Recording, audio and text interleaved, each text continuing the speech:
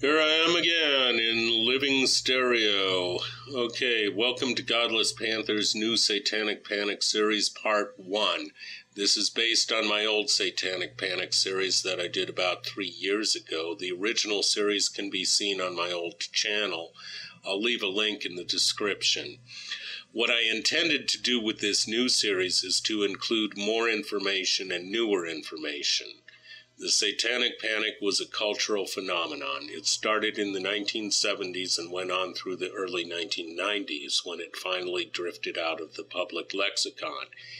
In a nutshell, the American society succumbed to a collective madness, a shared nightmare in which underground Satan worshippers were operating just below the radar and doing horrible things, mostly to children. How did this happen?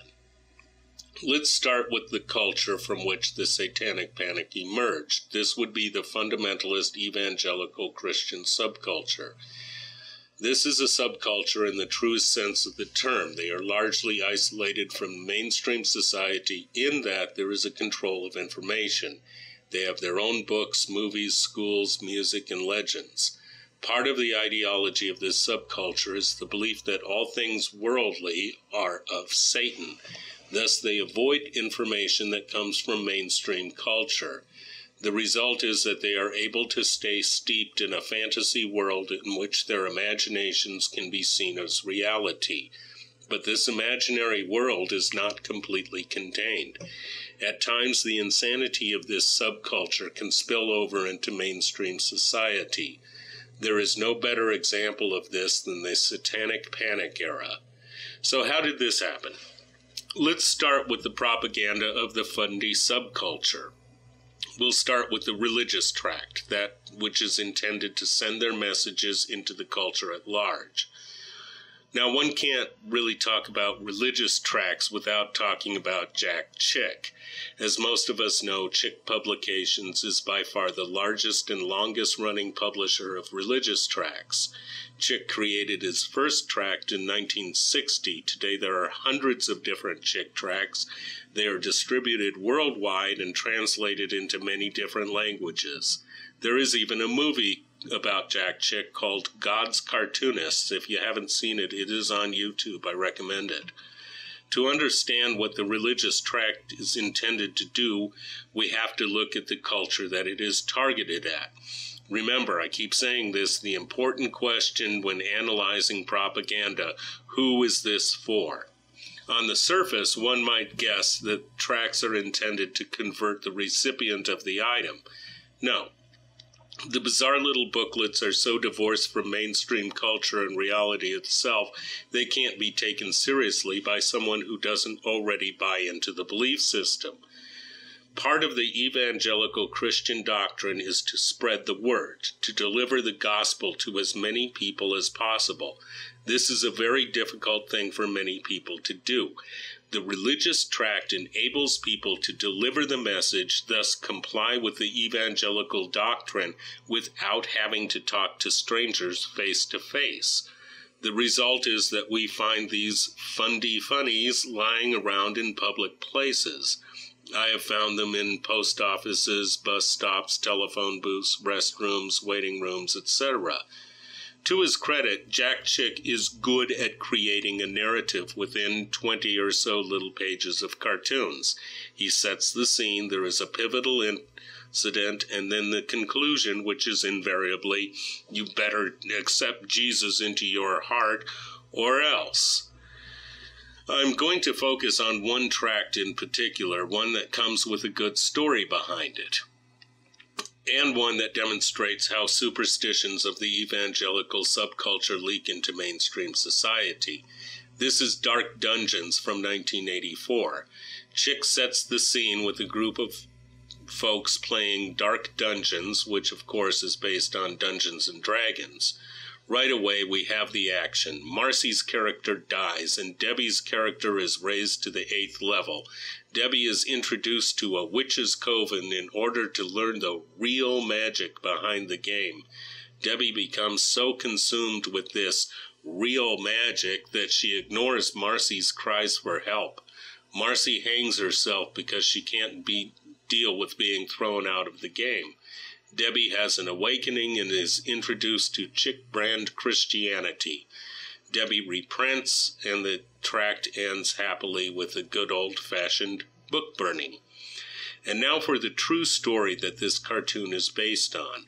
Our subject is Irving Pulling, who went by the nickname Bink, a 16-year-old high school student in Richmond, Virginia. On June 9th, 1982, Bink committed suicide. He shot himself in the chest with his mother's gun. Bink's mother, Patricia, believed that the cause of her son's suicide was his involvement with the role-playing game Dungeons & Dragons. For some time before his death, Bink had been involved with a D&D game that was provided at his high school as an extracurricular activity. Patricia Pulling was certain enough that the game had caused Bink's suicide that she launched an unsuccessful lawsuit against the school principal as well as the publisher of the game, TSR. So do we think that playing a particular game could drive a person to suicide? That's a hard sell. You took my queen, that does it. Goodbye, cruel world. Okay, there has to be more to it than that, and Patricia Pulling added the element to Dungeons & Dragons that was the real culprit behind the game, Satanism. After her lawsuits were thrown out, Pulling became a crusader against role-playing games and a self-proclaimed expert on the dangers of the occult. She formed an organization called BAD. It's an acronym for Bothered About Dungeons & Dragons. The organization led to Pulling becoming a private investigator specializing in occult crime. She spoke before law enforcement agencies and appeared on numerous nationally syndicated radio and television programs. There is no doubt that Jack Chick's Dark Dungeon tract was based on Patricia Pulling's anti-D&D propaganda. The basic idea is that playing Dungeons & Dragons leads to involvement with the occult, that the game was designed to entice its players into satanic worship and ritual, and that occult practices lead to crime, violence, and sometimes suicide. Patricia Pulling had some basic ideas that were already circulating in the mid-1980s that laid the groundwork for her crusade against Dungeons & Dragons. There were widespread rumors of an underground satanic network of cults, and the main purpose of these cults were to lure teenagers into the occult and eventually Satanism. How much truth was there to Pulling's claims? To get an idea, we can look at a rare item that has been provided for us on a website called The Escapist.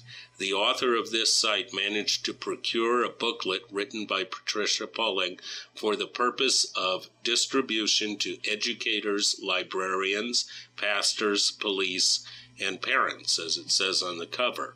What shows on your screen is the actual cover of this book. The crude and homespun appearance of this booklet is indeed an indication of the low quality of information within it. There was no desktop publishing at this time, and professional layout and printing was very expensive. But this is low quality even for a 1980s home publication. At the time, there were underground zines circulating, and I remember these with zany titles like That Which You Have Never Imagined Has Already Eaten Half of Your Brain, and Beatniks from Space, and Leftist Lips. And these small press relics looked a lot better and had more professional than this manual that is intended to warn everyone of something that the authors considered to be a very real danger to society. Most of the booklet consists of a compilation of quotes from various anti-occult books, D&D manuals, and the obligatory Bible quotes. Most of the anti-occult books that are quoted are written from a fundamentalist evangelical Christian paranoid perspective. This is anything but a fair and balanced publication. I will read to you the last page of the manual that is titled Parting Note. This gives you an idea of Pulling's general tone. Our generation has effectively ushered in the teen suicide era. Never before in the history of this world have our teens been bombarded with harmful negative influences aimed at the delicate, sensitive, easily swayed minds of our children. The healthy development of our children is being hindered by violent fantasy role-playing games, rock music, which directs the kids to get high, shoot up, commit suicide, and Satan worship, pornographic literature, violent movies, and lastly, violent videos. What can be found in these things that builds character, integrity, and high ideals? I know that this doesn't make much sense, but the whole thing is just that nonsensical. First of all, Poling attempts to make a case that D&D is a religion and that teaching religion is prohibited in public schools. She does not state her case very well. Then there is page after page of quotes from D&D manuals and other books. Overall, it appears jumbled and incoherent. One of the books that she quotes is None Dare Call It Witchcraft by Gary North. I brought up North in a previous video. He's the Christian Reconstructionist motherfucker who thinks that execution by public stoning is a great idea. Some of the books she quoted are out of print, such as The Necromancers by Peter Haining, The Occult by Bob Larson, who I will be discussing later, and Witchcraft in America by C.L. Alderman. Dealing with the Devil by D. Cohen I can find no reference to on the internet at all. And just to make it clear that she can't be taken seriously, Pat Poling used Into the Unknown by Reader's Digest as one of her sources. Michael Stackpole, the author of the Poling Report from 1990, discusses in detail the information that Poling provides for police departments. The list of criteria that Poling compiled in order to establish the type of teenager who would be vulnerable to becoming involved with satanic cults is such that any teenager would be suspect. Poling also informed the police that, quote, if individual is involved in satanic activity, she will deny a great deal to protect other members of the group as well as the satanic philosophy. This is a witch hunt mentality in a nutshell. If the subject does not confess, then they must be lying.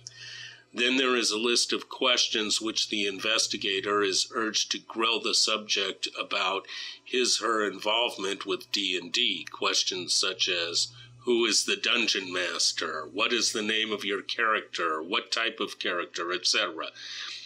Poling was apparently of the opinion that if a kid is involved with criminal activity, there must be some involvement with a role-playing game. During the height of the D&D popularity in the late 1970s, early 80s, my personal experience with the game was very limited. I had tried playing a couple of times, but it never really sparked me. I knew other teenagers who really got into it. As I recall, those kids were certainly not the type to be involved in criminal activity. They were not suicidal and not practicing Satanists. The major correlation that I remember was the kids who were into D&D were also into J.R.R. Tolkien and other fantasy fiction. I personally never really got into that genre either. But according to my memory, gamers were the type of kids who were less likely to get in trouble, not more likely. Patricia Poling died in 1997, and bothered about Dungeons & Dragons went with her. It appears that it was pretty much a one-woman show.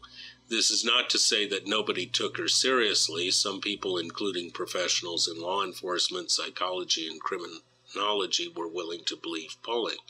The question is, why? The answer is that this was the era of satanic panic. It was widely believed that there was such a thing as an international network of Satan worshippers. The groundwork for this mass hysteria and subsequent witch hunts can be traced back to one particular book, The Satan Seller by Mike Warnke, first published in 1973. During the 1970s, this book would only be found in Christian bookstores. The original publisher is listed as Logos Associates. It appears that this publisher is now defunct.